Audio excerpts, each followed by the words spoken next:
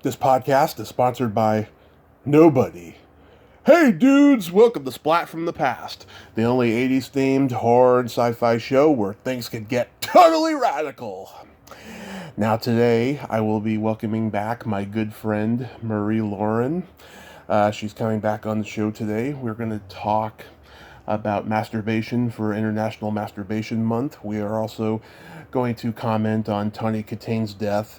Marie has a history with Tawny Kitaen, and also talk about we've talked about it on the podcast at least 4 times of the 5 or 6 times that Marie's been on, but she has a movie that's finally being in the later stages of being completed. It's called The Uncanny. It's a horror film.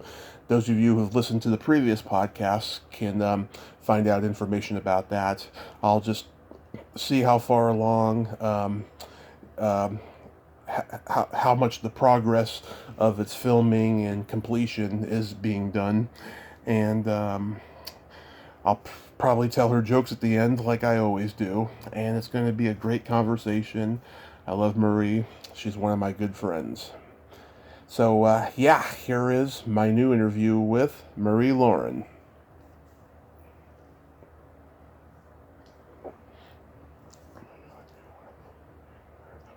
Hey, Marie. Hey, the phone just dropped. How you doing? Good. Oh, fully vaccinated and I can't complain. Oh, I know. Same here. It's so nice. Yeah. Yep. Yes, it gives you a new sense of freedom, doesn't it? It does. Have you had any major side effects? Oh, the first, I guess Pfizer, the first one was nothing, except, like everybody has sore shoulder. And then the next one, at first was nothing. I got it like at nighttime, around 6 p.m. the next morning. I wake up feeling great. I'm thinking, what a bunch of pussies those people are complaining. I cry baby about how bad it is. I post something on Facebook calling them pussies. And then I went to check and I bought Clara, and I looked at it and I said, my God, it's freezing in the car. I said, no, Mom, it's really hot. Yeah. 10 minutes later, I felt like shit. And it happened that fast. I thought I was going to throw up. I started having a little bit of a fever. I was shivering, and I just decided to sleep it all day. Yeah. And the next day I was fine. Nice. Yeah, I had the shakes for about 24 hours. I had to wear pajamas in the heat because it was starting to get hot by that point. Right. Yeah, it felt weird. It's weird. But it felt good, though, because I'll tell you why. Ever since I've cut back the amount of interviews I do each week, we happened to do it on a day where I had just gotten done doing a couple, and I had one the next day. Both times I had one the next day. So all I had to do was wake up, do it really quickly, and then just stay in bed all day and rest. So it was good. Oh, that was a good timing for you, absolutely. And it's really, to feel sick for one of these, nothing compared to having a tube down your throat, right? Yeah. Dying in the hospital. It's really absolutely nothing. Well, but it's nice. Now I have to remind myself to put my mask on when I go out places, Yeah. I still do, out of courtesy for everybody. And but it's nice. And I'm just knocking on wood. Everybody will be willing, or most people will be willing to get vaccinated. And that, it's such a problem all over the world. So many countries don't have access to vaccines, so we're very privileged here in Los Angeles and California and all that. The rates have dropped a lot. Yeah. Recently, I was looking at it a couple of days ago, and LA is just, it went from being absolutely flying around Christmas to one of the best, one of the lowest rate of COVID in the country, apparently. Yeah. Percentage-wise, yeah. Yeah, I have a friend. It's bad in Canada, and it's still bad in Toronto. It's really bad right now too. Yeah, I have a friend that I'm really worried about. She's going to be 70 pretty soon, and she's not doing the vaccination. We were in the middle of a long podcast last week, and that was one of the first things I asked her if she was vaccinated, and she asked me to edit that part out because she didn't want anybody messaging her saying why aren't you getting vaccinated. I guess she just doesn't trust it because it got rushed, and so I understand it, but at least she's going to be she wears a mask when she goes out. But all I can do is pray for Uh-huh. her. That's all I can do is pray. Yeah. You Yeah, I know. mean, it's to me still. It's really. I mean, I don't know. When you're in your 70s, it's worth. I mean, for anyone, I think it's worth taking a slight risk compared to something way worse. Yeah. I mean, I trust. I keep my finger crossed, and I believe in science and progress. So hopefully, I am right about it. Yeah, but that's. But I don't know about you. But you work a lot from home with your interviews, right? Am I correct? I mean, you do most of your work from home. All these interviews are at home. Yeah. Yeah. So for me, I was in post production with the Uncanny forever. Yeah, I know. I mentioned it in the intro. I was like, this is going to be like maybe the fourth time we've talked about it. Can you believe it? I feel like such a moron because. I mean, we have a Facebook page called, by the way, if you're a good listener and want to follow us, that would be awesome. I would love to build my following. I'll check it out. You just go to your Facebook and it's not Uncanny, it's The Uncanny. Mm-hmm. And, I haven't posted in the longest time because I kept saying, oh, almost done, almost done. And the COVID hit, it's like, oh, no. It's like, I'm embarrassed to post because it messed up everything for everybody in the industry. I mean, we couldn't do ADR sessions in lockdown, and Technicolor shut down, partially. It just messed up everything. Yeah. But what it did, it's like you give a woman too much time on hand, and sometimes it's not good because I had a lot of time on hand, and I thought I was done with the editing. And, my boyfriend, Mike Schulte, is the editor on it. Mm-hmm. It is with me, so that's very convenient. And we go to base, and I said, Mike, look at that. Maybe we should do this. It's like moving furniture. Once you think you're done with your house, and then the woman comes in and wants to redecorate again. That's exactly what I pulled on him. He said he was all done with the editing. I'm done. In December 2019, we were all done. We ship our stuff to Technicolor. We were done. And we're waiting and waiting and waiting. I'm like looking at him saying, oh, how about this? Well, how about this? How about if you move it here? No, move it more left. So that's what happened. We had more time on hand to tinker with it. And I had more time to work on, mm-hmm. with the music and all that. So I think actually it was, to me, in a weird way, it was a blessing in disguise. Because I was able to take it to dissociate myself from it mm-hmm. and go back at it and see flaws, things I had noticed before. Mm-hmm. So it was fine for that. Yeah. I've been writing 2 books now. Last time we talked, privately, I was only writing 1 book. Now I got 2, and it's a trivia book that I'm writing. And wow, 2 books. Yep, I just do, a chapter each a week, I've been overwhelmed in the last week. I haven't done it, but I'm going to as soon as Thursday is my Friday as far as interviews, so I will get on it by then. And I just been interviewing legends, I told you last time that I was talking to Tommy Chong. That went really well. That's amazing. Wow, that's so cool. And Ted Neely from really getting them now. Yeah, Ted Neely from Jesus Christ Superstar. He was great. I talked to him. I talked to the relatives of famous legends who are gone, like Lou Costello's daughter and Harvey Korman's son. They were nuts, I'll tell you. Being the kids of like comedy legends, it's really stifling. That's something you should do. You should have your TV show or your, I don't know, something.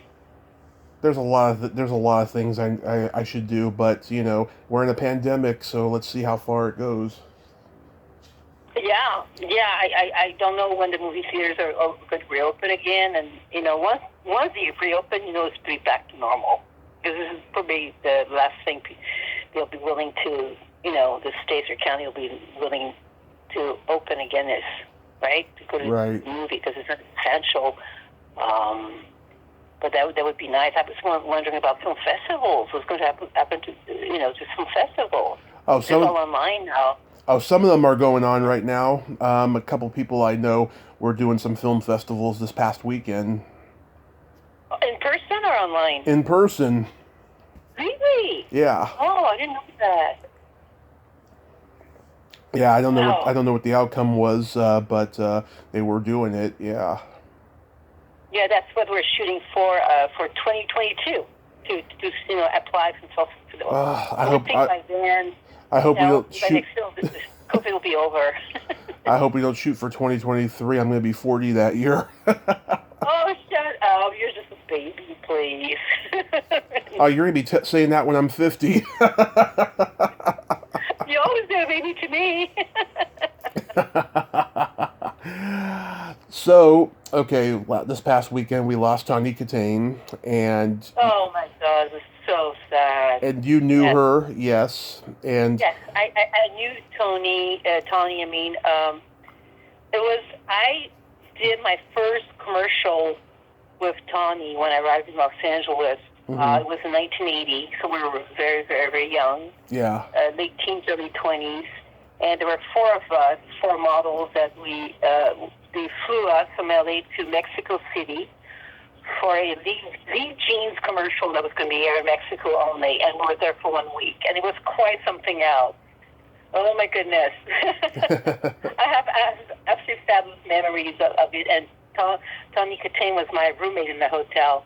So they put us up in a place called Zona Rosa, yeah, which is the beautiful tourist area in Mexico City, and they put us in a very high-end, very charming old hotel, and we ate, oh my God, giant shrimps, fish, seafood every day, and we had a lot of time on hand. So we would walk all over the city and go to taqueria, how do you call that? Where you eat, there's a place where you eat tacos, taquerias, I think it's called. Taqueria, Um, Taqueria, the public market. Thank you, and to the public market, and yeah, so what's funny that there were four of us, and I'm 5'6", and I was the shortest of all the girls, and they were all statuesque. The other one was Donnie with amazing red hair. The other girls, they were blonde. yeah. I had kind of light brown hair at the time, and everywhere we went, we were being followed by groups of men. I kid you not. It was like, oh my freaking God. Catcalls, all that kind of stuff. Just looking in the daytime in the streets, we're being followed, and we're used to that. And one morning, we decided to go to, I don't know if it was it was an American chain restaurant, and like a Denny's, to go there for breakfast. The girls were dying to eat some American food. And we walked in, and we were being followed again, and we sat, all four of us, in a big, those circular benches they have? We all sit next to each other. And Tawny was the last one on the bench, and those three guys walk in and try to push us on the bench and try to sit next to us. Oh, boy. Well, Tawny just lost her shit. She had this big, heavy purse, leather purse, and she just took it and swung it and started hitting beating the crap of those Jews with her bag. Oh my God. Oh my goodness, we were mortified. But the guys, she didn't hurt anyone. The guys were actually kind of laughing. We were surprised at her laughing, and he left us alone. But after that, Tawny was really scared. Yeah. And every night after the rest of the week, she insisted that her and I push this huge chest and roar against the door in the hotel room because she was absolutely terrified. Yeah. Yeah. She was just so full of life. She was one of those. She was absolutely stunning. I saw her every morning without a stitch of makeup on her face, and she had this kind of just glowing natural beauty, perfect skin. Everything was flawless. Yeah. Her beauty was very accessible. It was not those kind of chiseled, cold-looking Vogue model type faces. Right. She has a lot of warmth about her and a very infectious laugher. Oh yeah, she had a great laugh. She was just full of life, and of course, the producer of the commercial was absolutely in awe of her, and we're trying to convince her to stay in Mexico City and to start a soap opera. She didn't want to, but she had that kind of effect on people. Mm-hmm. And she had done a lot of gymnastics everybody knows from watching the video she was in. Oh yeah. And which really helped her for that. The commercial was very interesting. We were supposed to see 4 women walking down a kind of like the highway. Mm-hmm. That's really looking, and there's a big billboard on the, and it's a highway also on the billboard, and then we jump through the billboard, and all of the billboard closes behind us. Yeah. And then the billboard looks perfect. So in order to do that, we had to do it backward. Okay, so they put like a springboard behind the blackboard and a big like a stunt cushion, huge like a mattress in front of the billboard, and we had to run backward and jump on the springboard through the paper backward and land on the mattress. Wow. So, and then it would put it the other way around. It looks like the paper was closing on itself.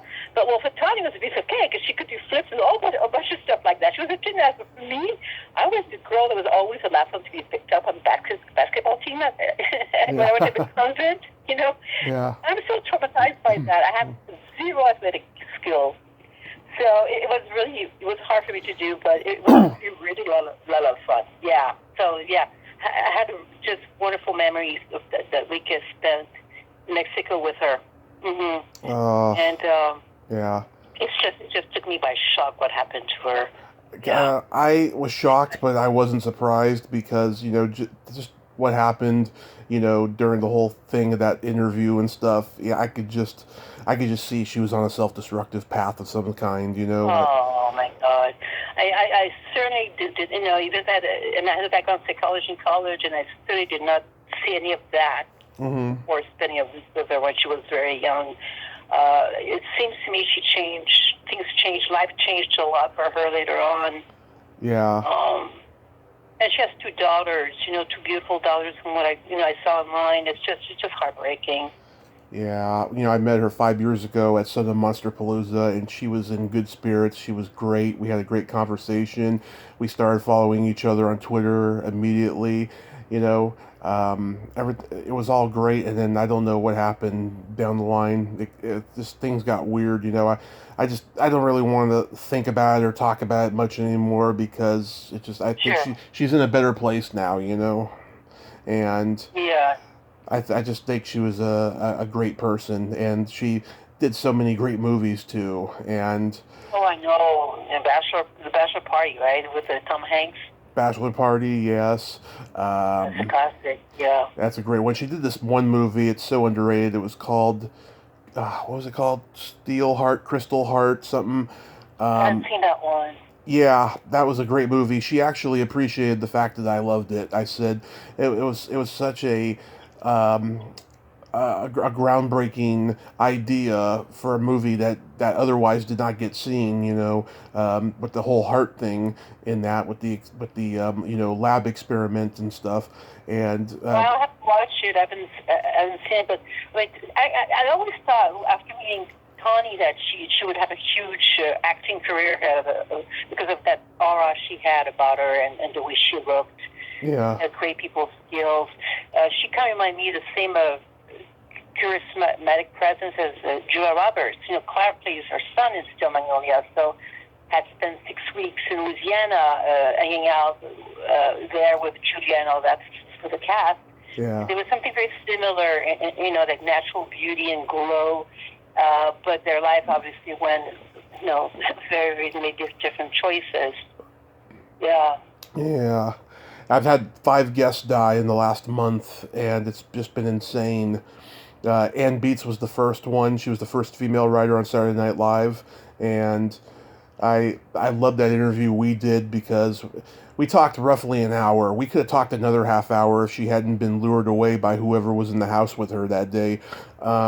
She was just telling me about National Lampoon Saturday Night Live, and just she gave me a lot of good stuff that I went back and listened to recently, and I just she was talking about she had a relationship with the other writer Michael O'Donoghue, and I don't think she ever got over him. She was just romanticizing her relationship and just telling me, all this stuff that I had never heard her say in any other interview, and I felt very special about that. And then, well, you have a gift to make people feel very at ease and open up, like a therapist, kind of. there's people who have been very closed off to me, but, I just want to say to them, why, I do very well with these other people, but, yeah, I mean, I try to make everybody feel at ease, but, yeah, lost her, lost this one actor, Walter Olkowitz, who unfortunately he lost feeling in his legs about 20 years ago or something, and he never gave up on the notion that he was going to walk again. He was always doing fundraisers to try to find research, for him to walk again, and it never happened. Wow. But he never gave up hope, that guy. And then Felix Silla from the Addams Family, who played Cousin It, he passed. And then a great comedian named Carl LeBeau, who was Sam Kinnison's best friend, passed. And then Tawny this past weekend. And it's funny because there's this woman, I've been trying to find her on Facebook forever to interview her, right? And she was in the Comedy Store alumni group when I posted Carl and Walter's interviews, because they were Comedy Store alumni. And when I reached out to her, she's a comedy writer. She jokingly said, I would love to do your show, Tommy, but I don't have life insurance. And then she said, seriously, we'll do it. I just have some writing assignments that I need to finish. But yeah, I just thought that was funny. I hope I don't lose any more for a while. That just it's really such a rough years. On top of yeah. I also, too, Squiggy died from Laverne and Shirley. I interviewed him, 3 years ago. That's one interview I wish I could do over again. I just wasn't asking good questions at that time, and he got a little belligerent because I brought some projects up and stuff, and it was a very short interview because I just was like, oh, he's getting belligerent, I need to stop. Yeah. Well, Yeah. it might not be you, because maybe he had his own issues to, struggle with. And well, of course, but there. But I could have been a better interviewer at that time. I just cringe when I listen to those early shows. I really cringe. When was the first time you interviewed me? 2 years ago? 3. 3? Oh my goodness! Wow. It was around April of 2018. In April 2018. Okay, so I hadn't shot the Uncanny yet. Okay. Yeah. Oh wow. Well, you're. I have seen quite a change in you, the way you ask questions. Yeah. You got it now, dude. It took me. It took me about 2 years, I would say, and then once 2 years was over, I really just got into it. Yeah, I mean, it's just a matter of listening to people, listening to other podcasts, being interested in the journey more. The reason, I've always been interested in the journey, but I just felt like, they were always being asked, stuff about the early journey and stuff, because I was always just going right into the movies, but I've learned, just to chronicle the whole thing, and I love doing it. Well, I think a bad actor is like the same issue as a bad interviewer or journalist. Is that they have, and a bad actor work on his own and sort of practice how he's going to say a line, which he should never do that. And then when he gets on set, he doesn't even pay attention to what his scene partner is giving him and just do his spiel, and he's not responding to the emotion that this partner is giving him. And a bad interviewer or journalist has a set of questions he has to go through, and he's not really listening to what the person being interviewed is telling him. Right. So a lot of times, they give you great opportunities to pull things they say, and then expand on it. And they ask questions. A lot of times the question was the person already mentioned it in a previous answer. I mean, it's kind of, you don't do that at all, but I've seen professionals like on TV do that. I'm thinking, weren't you listening to what they just said to you? Yeah. It's embarrassing. Yeah.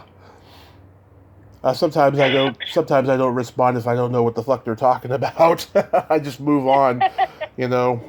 Also, some people are not good at, they're not good at talking. I mean, they might be brilliant artists or actors. Mm-hmm. They're very, private people, or that they don't have good people skills, so it's very difficult for them to talk Yeah. at themselves.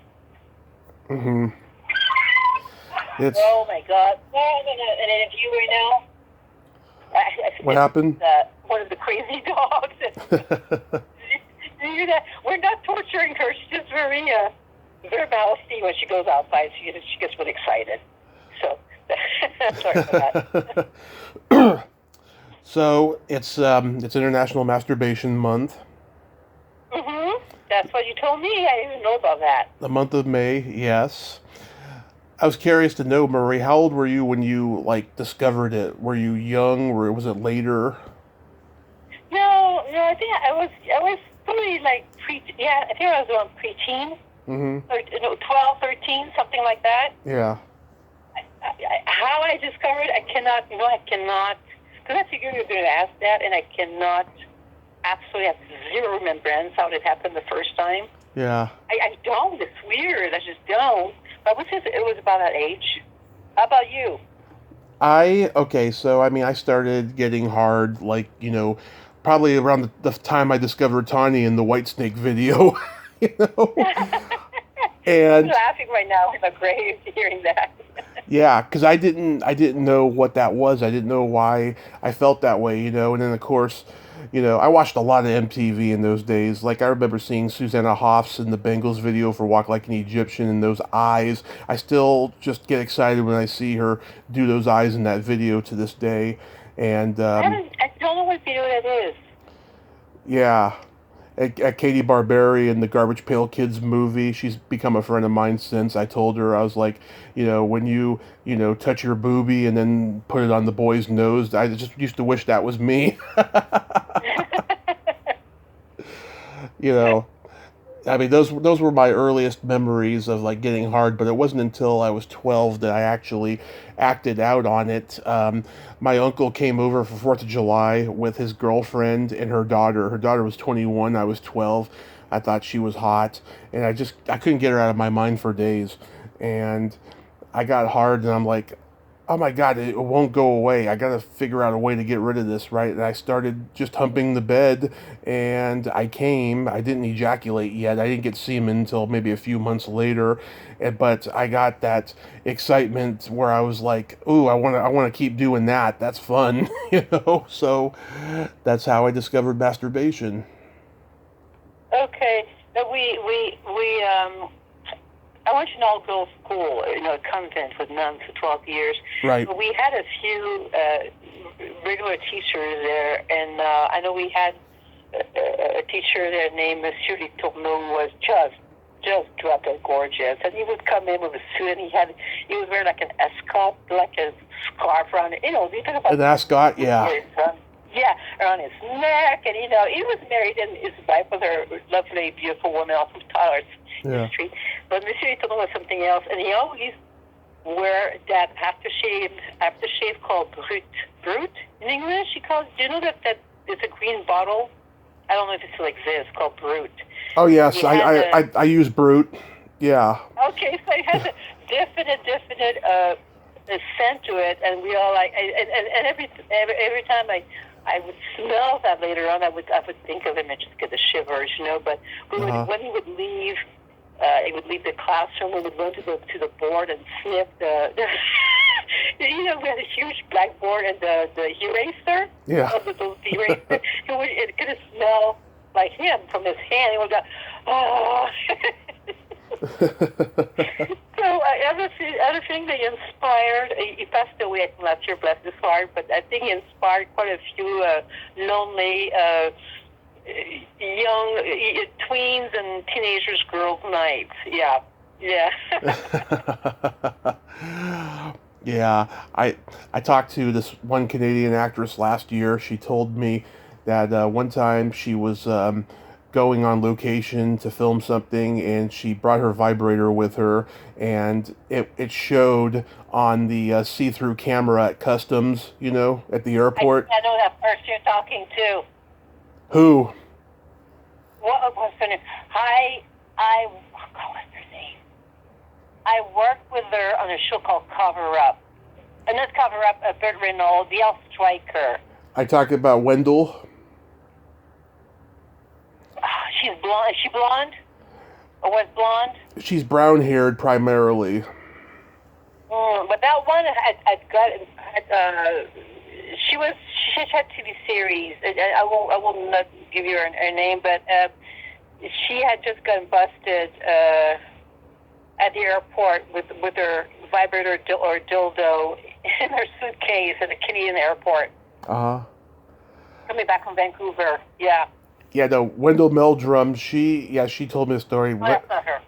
Yeah, Wendell, I love her. She's your typical Canadian free spirit, and she just sees beauty in everything, I remember at the end, she told me, she's like, have lots of wonderful orgasms, Tommy. Masturbate all the time. You are beautiful. There you go. Yeah. Yeah, So she got busted. I'm not busted, but they opened up her suitcase at the airport. I don't know if she got busted, but she said it was definitely an embarrassing moment. She's like, I asked her, if she had a masturbation story. She was like, that's the closest to one I have that's, amusing. She just wanted to put it out there. She does masturbate. She has a vibrator that she uses, but nothing in detail, Yeah. Do you have a really good masturbation story? No, I'm trying to call it. I'm trying to think of the one. I don't. God, I haven't had a vibrator in ages. I used to have one. Mm-hmm. That was really, quite a bit younger. It was a present from my ex-husband, and it was silver. The classical old school kind. And I remember, I think I threw it away because I in my very neurotic self was mortified.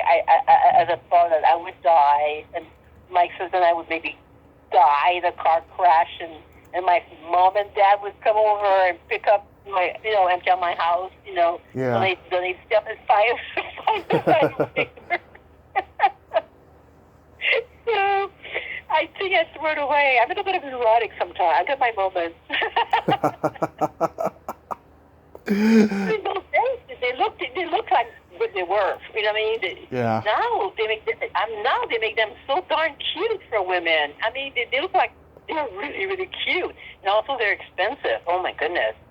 But they make, you've seen them. They make like little, like Japanese toys almost, little silicone rabbit-shaped, cute little animal type of thing with hot pink and purple, and Yeah. they're like $200-300. But no, I haven't splurged on those. I have a purple vibrator somewhere. Do you? Yeah, it's been a while since I used it though. I remember the first time I saw them, I used to get those comics. I was really into comics when I was a kid. Mm-hmm. And I remember buying comics. Every summer I would go to Maine, Ogunquit, Maine with my parents. I was about 8, 9 years old. Yeah. And buying those magazines, and they would two things that they would sell. I remember vividly was those sea monkeys. Remember those little sea monkeys? Oh yes. You heard of that? Oh yeah, I remember the sea monkeys. Yeah. They would advertise the little sea monkeys. They're like human faces, and then they had vibrators. But I didn't know what it was. It's just this kind of soft, the old-fashioned vibrators, dildo, rocket-shaped type of thing. And you would see the woman holding it against her cheek. And at the time, it was in the 60s. I had no idea what it was. But, I'm really into antiques and vintage. I'm obsessed with my therapy to go to thrift stores and flea market and get vintage clothes and stuff. And I have an antique somewhere in my house. I bought an antique vibrator. Oh, yeah. Oh, did I ever tell you that story about the girl? The 20s. Yeah. Did I tell you the story about the girl from the porn shop that I went out with? No, never heard that one. Okay, so when I was 25, I go to a porn shop to get a dildo, and I decide I'm going to go into one of those booths where you watch the porn movie previews, you know. So I go in there, and I made a mess of the screen, right? And I go back and I tell her, I was like, I hope you don't mind, but I made a mess of the screen. And she's like, oh, I know. And I was like, how did you know? She's like, I saw it on the surveillance camera. And then I had the tenacity to like ask her on a date, and she said yes. And as it turns out, I think it was her mother, her father. They were the owners of the place, right? But I went on a date with her. We had nothing in common. She was a 21-year-old Latin chick. I was 25. And the only thing we had in common is we were both freaks. That's it. And she had bad breath. I think she may have been a crystal meth addict in hindsight, But it was a nice dinner. Went to the Cheesecake Factory. Okay. Well, that reminds me of a story about, let's see, 9 years. That was in 2009. The Quebec government invited uh, my boyfriend, was a journalist, worked as a journalist then, and I to tour Quebec, and he was going to write. It was jointly with BMW. So he was going to ride a BMW bike throughout Quebec, and write about it, and the government paid for our line ticket and put us up in fabulous hotels, and we went to great restaurants and blah blah blah. And we write about that. Right. So we went to this place in the country with a spa, and it was just an amazing swimming pool, and there was nobody there swimming. And in order to, it was really weird the way they had designed the building, and in order for us to go to the spa, we had to walk our flip-flop on a rope to a very expensive dining room, and then back in front of concierge desk and go back to our room. So we thought, hey, what the hell? There's nobody in the pool. So we took off our bathing suit and went at it in the pool. There's nobody there. And then we back up to our robe, our flip-flops, then we walk back to the concierge, and the girls look at us, with this stupid smirk on their face, and we look up, and they had all the cameras on the swimming pool, the surveillance cameras. Yeah. I didn't care. I mean, that stuff like doesn't bother me. We're in the water, but I just laugh. But yeah. Yeah. Days pre-COVID. Oh my God. Here's one I haven't told you, and this gets me excited when I think about it. It doesn't take much to get me excited. I know. Just before I left the Bay Area, I met up with the mother of this girl that I used to hang out with back in my bar days, and I hadn't seen her since before my accident. And I remember before my accident, I ran into her somewhere. She lent me $20 and gave me a great big kiss on the cheek because she just felt bad for me and everything that I was going through at the time. And so the plan was we were going to eat and go hang out at her house, and we did. And I asked her if I could rub her feet, and she said yes. And so got lotion, rubbed her feet, and then she asked if she could do it to me. I said sure, and she started tickling my feet, and it got me excited. And so I asked her if I could masturbate, and she said absolutely. And then we went upstairs. She said, that's my bed over there. You can do it as many times as you want. She gave me a box of Kleenex and that bottle of lotion.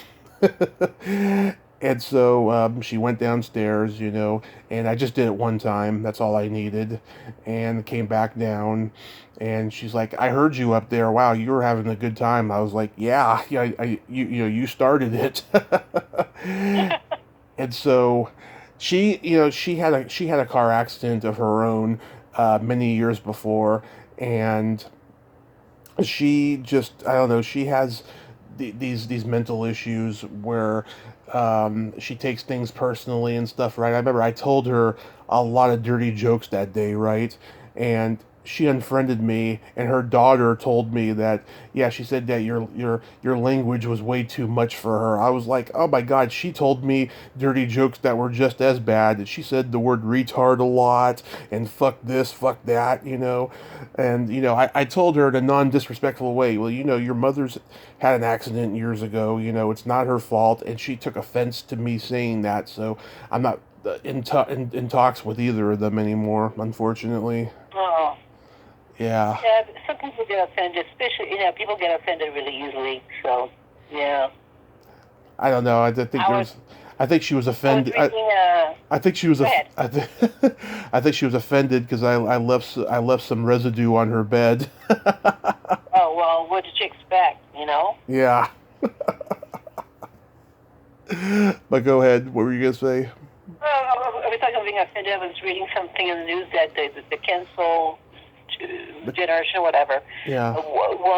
Some people are offended by Disney. Disney reopened and the ride was Snow White, old-fashioned, old-school ride because, Prince Charming kisses Snow White at the end. Mm-hmm. Well, it's not okay because she's asleep and he asked her for permission. So that's like an assault. Yeah. And I'm thinking, are you fucking kidding me? First of all, you need to go back to your fairy tale history here. Snow White was like in a coma. She had been poisoned by the apple from the witch, and she was in a coma. And Prince Charming, by kissing her to save her life, she regurgitated the apple, and she woke up. I know. I'm thinking, oh my God, we have so many battles, so many things that are important to fight over. Yeah. I just ignore it. Yeah, but that was pretty funny. Mm-hmm. Seth Rogen did that movie, Observe and Report. He's fucking this girl. She falls asleep, passes out from whatever booze they had, and he continues fucking her. And it's so darkly hilarious that it pissed off a lot of people at the time when it came out that that he was advocating rape. And I was like, no, that's the character. That's the guy he's playing. He's a fucking idiot. Yeah, having sex with somebody that's unconscious is to me totally wrong. And yes, it is. But again, you have to differentiate between the actor and the part the actor is playing. Yeah. But with Snow White, the woman was in a coma. So it's like, when I work as a mental health counselor, we had to do CPR first aid training every year. And we always talk about, well, we don't want to be slapped with a lawsuit. When we have to do, CPR, mouth-to-mouth, and they always told us, no, you're totally protected. If the person is unconscious, it's a matter of life and death. You're saving their life. So it's about putting things in perspective, Yeah. That's important. But it's certainly changed the landscape of what being an artist, filmmaking, anything's all about now. You have to think twice when you create that, whether or not you're being appropriate, whether or not... Not me. Not me. I'm writing a sketch comedy movie with jokes and bits that I've written over the years that are just wrong, and I know I'll get it made. I just know it. People need comedy. They need real comedy, not the bullshit that's out there. And I need to do it to preserve, the memories of Anne and Gilda Radner and all these pioneers of irreverent. Well, that's the essence of comedy, is to attend to push people's buttons. Yeah. To make them think, push your button, and with a laugh. And if you can't do that, then what do you have? Exactly. Exactly. Reaching out to all these old 70s comedy people to like... Oh my God. To like... You can perform anymore with the used to say. All the great comedians. Yeah.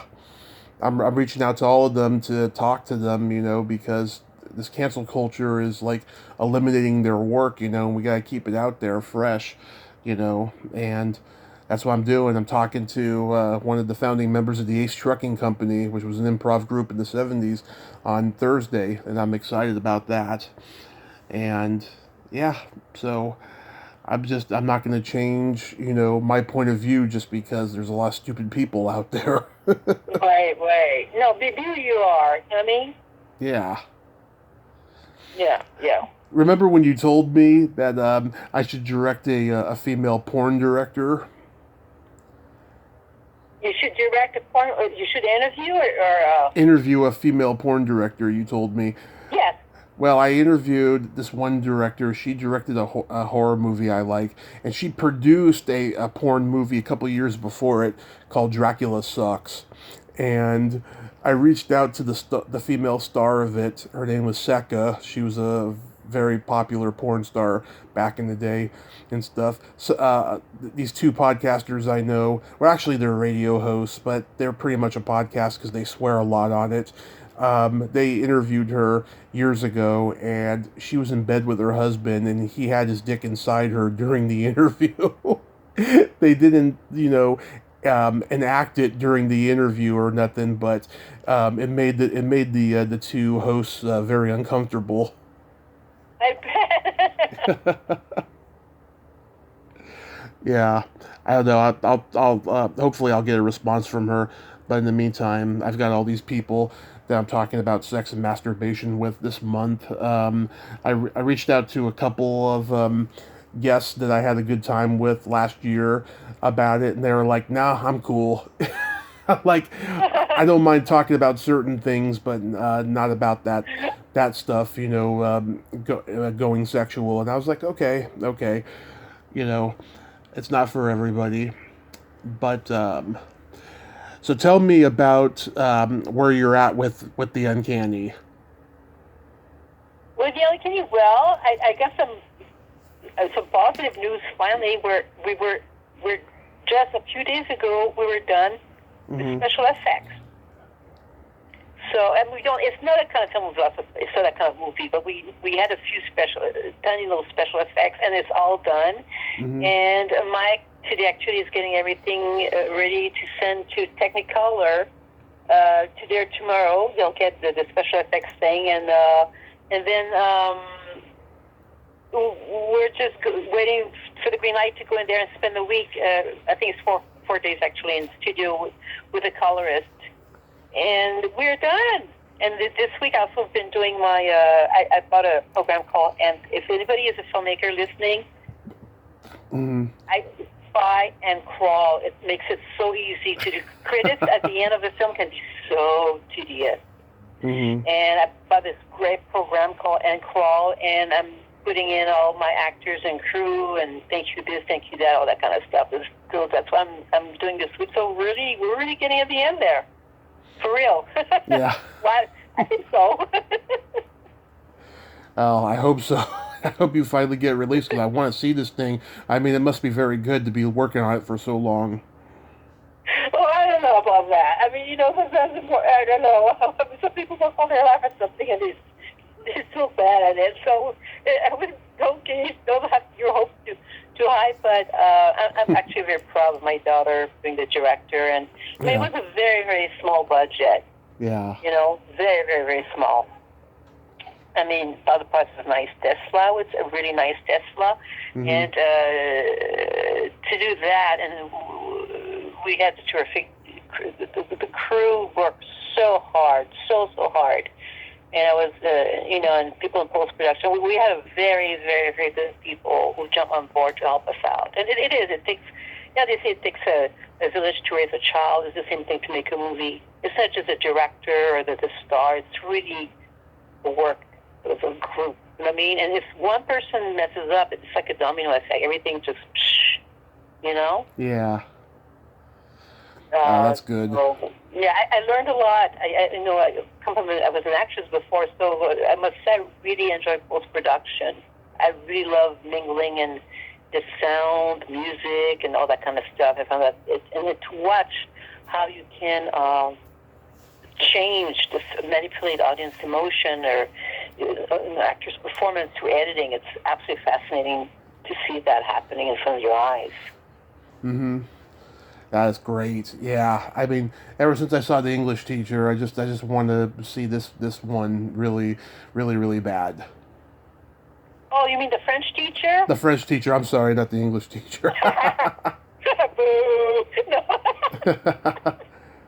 I'm just kidding. kidding. Well, Yeah. thank you. Yeah, it's very, very, very, very different. There's nothing in common with there's always I play a totally different character. I mean, Yeah. we both struggle with severe depression in the film, but it's very different type of personality. Whether my character in the French teacher is very withdrawn and kind of frigid almost in a way. Yeah. In the French teacher, in the Uncanny, my character is a therapist. She loves people. She's very outgoing and she's very expressive and asexual. Overly dramatic. She's asexual. No. But like the character in the French teacher was very, I felt kind of frigid, repressed because of shit suffered, from abuse from her father. Yeah. But in the French teacher, in the Uncanny, no, she's much more. I don't want to tell the story, of course, but there's a lot of. Well, some people think it's funny. We put quite a bit of humor in it, even it's a very, very dark subject, which it's about suicide, basically. Well, the French teacher had humor in it, so I'm not surprised. Pardon? The French teacher had humor in it, so I'm not surprised. Yeah, so we use a lot of humor in the Uncanny. When you work in mental health and you deal with kids and teenagers, you have to have humor. Yeah. Right? You have to be cool, otherwise they won't listen to you. You're just old hag, and so you have to make them laugh. That was always my best weapon to. And we talk about the whole Black Lives Matter and to fund the police, and the biggest problem, one of the biggest problems besides blatant discussing racism, is that the police are not trained to be mental health practitioner. No. And a high percentage of calls is to de-escalate people having psychotic breakdown, and instead to kill them. It's horrifying. They need to have a different team of people, specialists, to go in and talk to them. I don't know how many times. When I work, in that field, they have assigned pages of contracts saying our life could be at risk, that kind of work, and we cannot be held the company responsible, blah, blah, blah. And, so many situations where I had to de-escalate teenagers going off. I was held hostage by a kid with a butcher knife and kill me. If I would call the cops on that kid, they would have shot that kid probably. And I was able, by being clever at de-escalating the kid, but it takes training for that, and those cops don't have that kind of training. No. And they criminalize mental illness. That's what it is. They treat them as criminals. I know. It's not right. I remember George Carlin said years ago, there should be 2 new requirements of the police force: intelligence and decency. Yes. Yes. It's just heartbreaking and infuriating, Yep. And they're not getting better. There's been a bunch more kids getting killed this month. Even after the trial, people getting killed by the police. It's just, when I worked in the group home in Hollywood, they had one team in Hollywood of cops who were trained to de-escalate. That's all they did. And they were so good.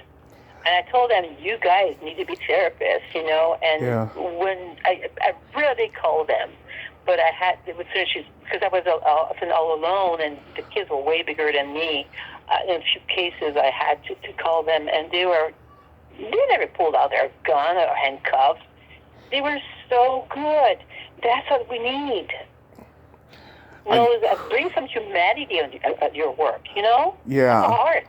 Oh, you just brought up 2 things. Oh my God, with the kids getting shot and then the cancel culture. I got trolled the other day on Facebook. A friend of mine posted I think it was an article about the Ohio State shootings in 1970 when Crosby, Stills and Nash did that song Ohio, right? And I commented about how I used to in my stand-up, my early days, I used to go up there as Jerry Lewis's Nutty Professor and sing that song, right? And next thing I know, I had all these trolls saying, that's not funny, you're making fun of people getting shot. I was like, fucking, that incident is not funny, but the way that Neil Young trolls Nixon in that song and the whole incident is hilarious. And just to have Jerry Lewis sing it is even more hilarious, you know. But I stopped doing it after a while because I kept hurting. I kept hurting my shin every time I did a pratfall going up there doing that. Right. No, it's yeah. I don't know. I don't know what it's going to take to make things better. Yeah. I think maybe, I mean, to me, a high percentage of police Mm-hmm. behave like they have a micro penis, and they try to prove they have a huge cock. That's what it's all about. Yeah. It's all toxic. Right? It's all toxic masculinity that they're preaching about, but in all actuality, that's what they're doing. Yeah. You know, so it's like that's all we say when I see guys driving like in like maniacs on the street. You know, if I am able, and then they pass me honking, whatever, zipping up the hill, and then there's a red light. Yeah. Stop at like me, we both meet, and then what I'll do, I'll honk at them, and they look at me, and I put my fingers, my thumb and my index together like half an inch. Yeah. I laugh. Yeah. I do that. You know, my father said, Mom, somebody's going to shoot you someday. I said, fuck him, you know. Yeah. But, Love it. you know, what are you trying to prove? I don't You know. To me, real men are the ones that show heart. They show empathy. To me, that's what being a good man, a good woman is all about. I agree. Really quickly, Marie, I got to tell you these jokes. Okay, I don't have jokes for you today, but I would love to hear your jokes. Okay. Why do fat women give better blowjobs? What woman? I didn't hear the first word. Why do fat women give better blowjobs? I don't know. They have to. Oh, that is not nice. I just got a bunch of fun on that one. Oh, I had a fat girlfriend years ago. She gave the best ones. The best. And I tell her on Facebook all the time about it, but I do it privately.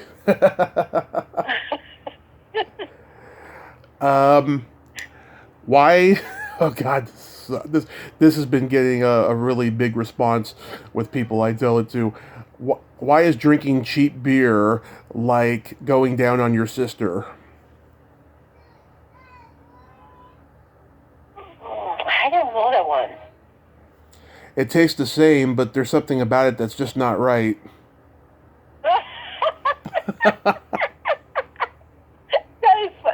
Okay, that one I like. That one is funny. The first one, no. The first one, I mean, I'm honest with you. You know, Yeah. honest with me. This one's very funny. Yeah. Yeah. Oh, this one. What happens when your girlfriend gets too fat? Another fat joke again? Yeah, but you'll love it. No. Okay, what is it? You fuck your wife. Okay. Oh my God! I have to think of the same with men. Next time I talk to you, try to find one to come back to you about men getting fat. How about that? Yes. Okay. You should go there, right? Yes. Yeah. Well, Marie, thank you so much. God, I'm always having fun with you, you know. And Same here. yes, let's have a private chat soon. And Absolutely. It's always a tremendous pleasure to talk with you, Tommy. And, you know, anytime. absolutely, And hopefully we'll next time we'll have more fun stuff to talk about. we will. Okay. Okay. And have a wonderful week and stay safe. And send your love to your mom from me. I will. Okay. Okay. All right. Hey, Bye-bye. bye-bye. Well, there you have it. Marie Laurin. Ain't she a sweetheart? I am so proud to call her my friend. And finally, the Uncanny is going to be out at some point. But Mount Everest is pretty much over with that film. Well, until next time, this is Tommy Throwback Kovac saying there's no shame in living in the past because the present sucks. Later, dudes.